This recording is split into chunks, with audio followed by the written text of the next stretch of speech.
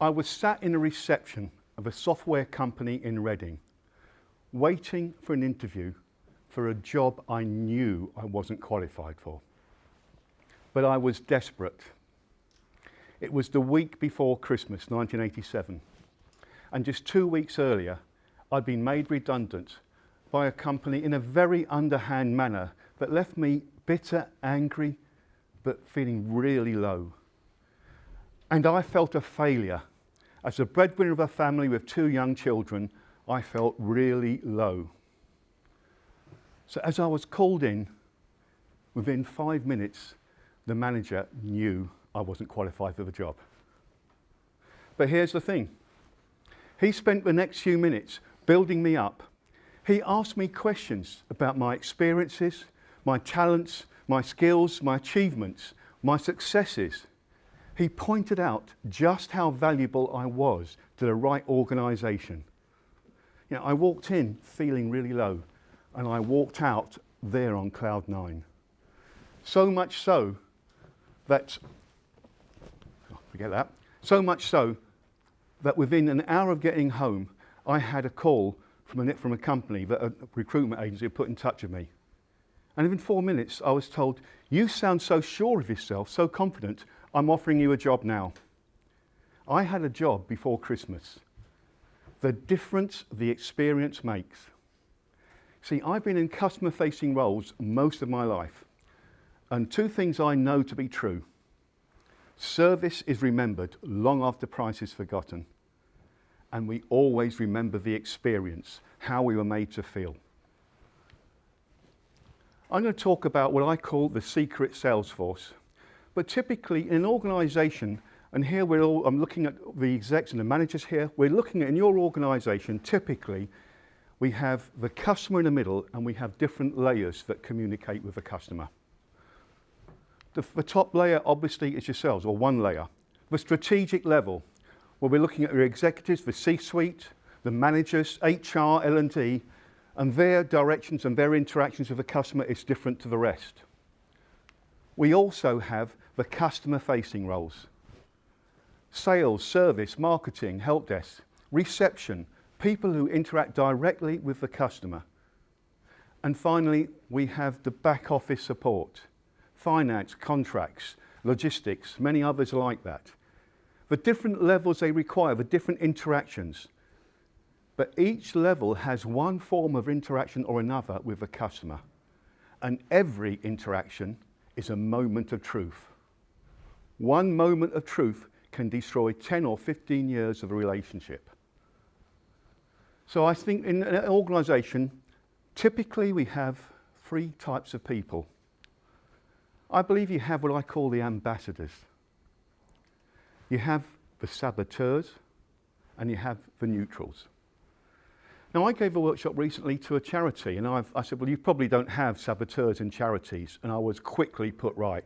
But apparently they do have saboteurs, and I think almost every organisation will have.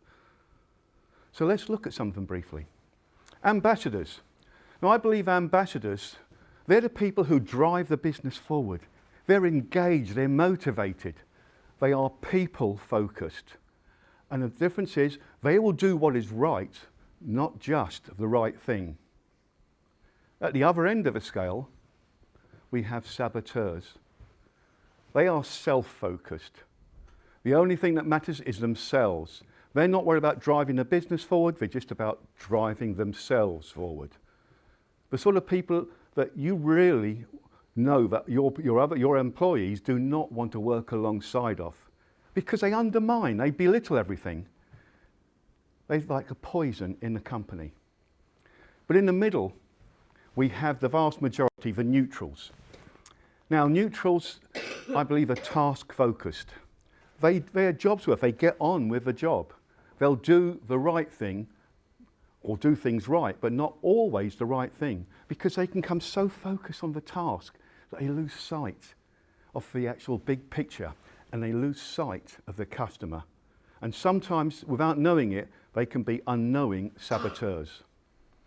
And I look at 3 principles to help develop people from being those neutrals into ambassadors, what you can do to turn them.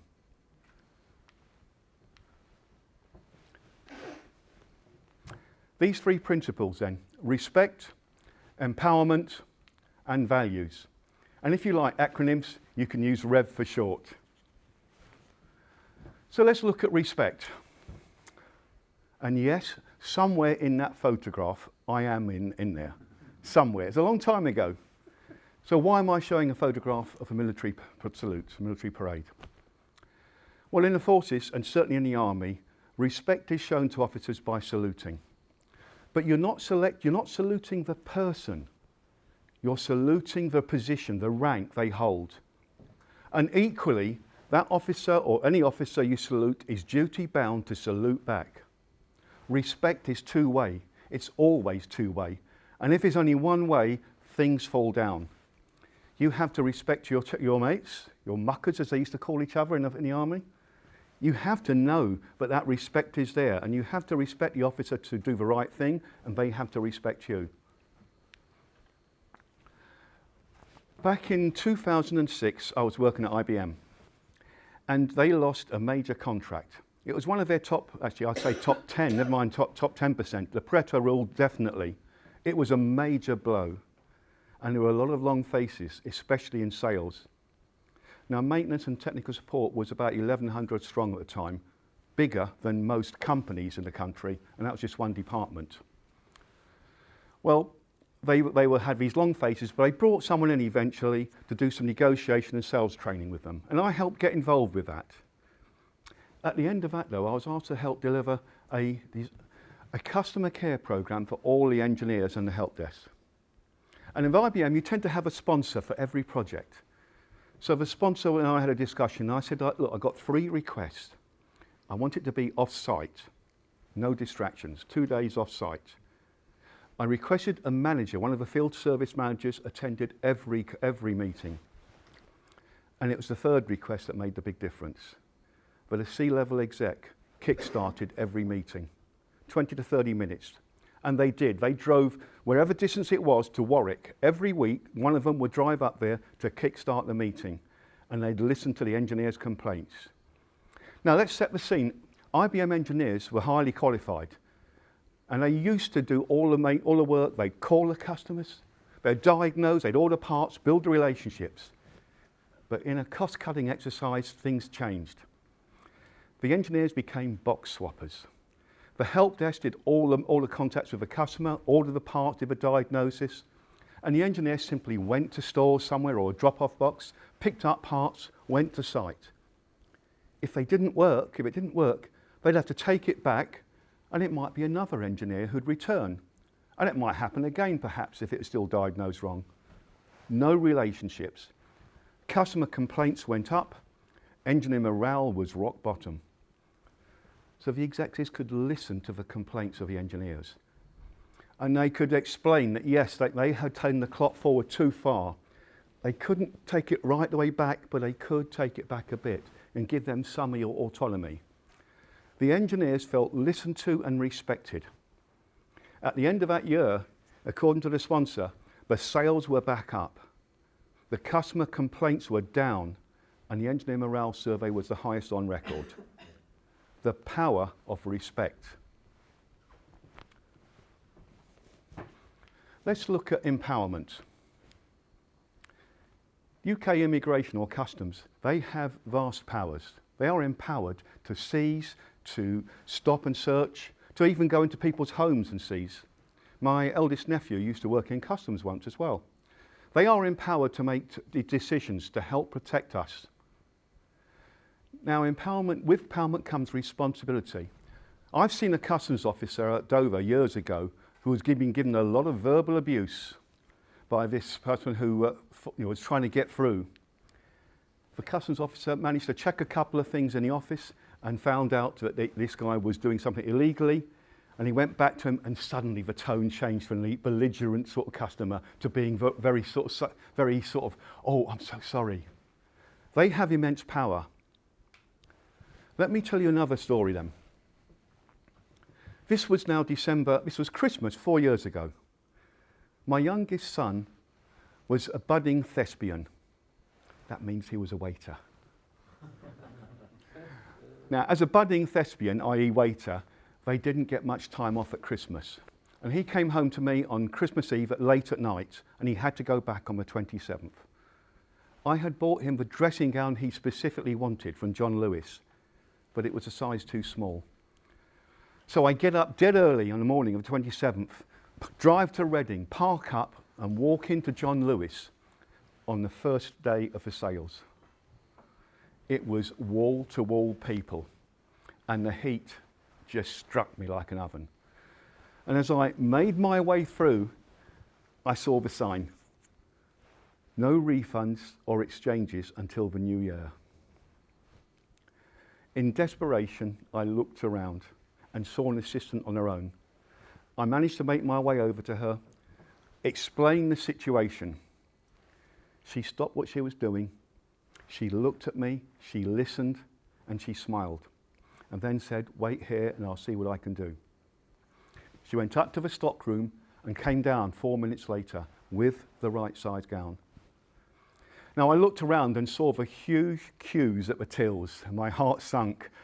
I thought, I've got to go through this again, and maybe someone else will say, you can't do it until the new year. She looked at me, she smiled, and she knew exactly what I was thinking. Took me to an unused till, opened it, dealt with the transaction, and wished me a happy new year.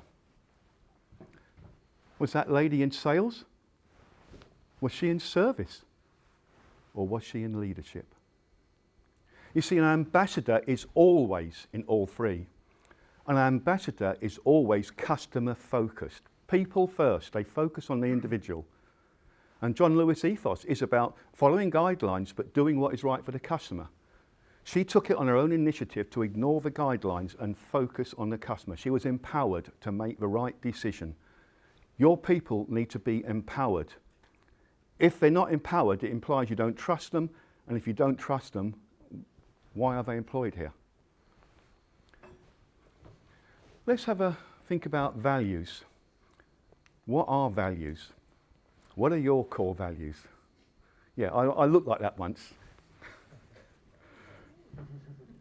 The thing about values is a lot of people talk about them, but I ask, if you didn't need to hold this value, would you still hold it? Even if it became a competitive disadvantage? And do you believe that your people who don't believe in these values and who constantly breach it simply do not belong in this organisation? Let me take you back now to 1989. It was, or 1990. It was March 1990. And my wife was terminal. I spent the last month looking after her and my children. And after she passed away, I spent the next month at home looking after the children. I was still on full pay. And I had a phone call from my manager. "Steve, what are your plans?" "Dave, I have no idea. I just don't know." "Don't worry. I'll come down to a local pub, tell me where to meet, and we'll just chat off the record to see how we can support you." He came down a few days later, and again, "Steve, what are your plans?" "Dave, I've got 2 young children, a customer service engineer. I'm a service engineer. I can't just suddenly go off at a drop of a hat to any town south of Manchester. I don't know." And then he said to me, "If you can come back for just 2 to 3 hours a day, I can cover for you indefinitely." And he went on to say, "I don't want your kids to be first in the playground."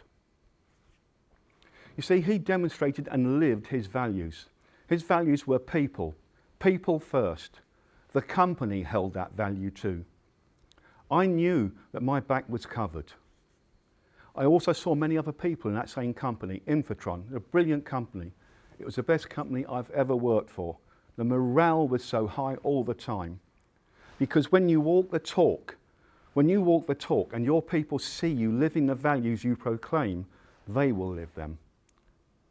And if you do all that, you find things gel together.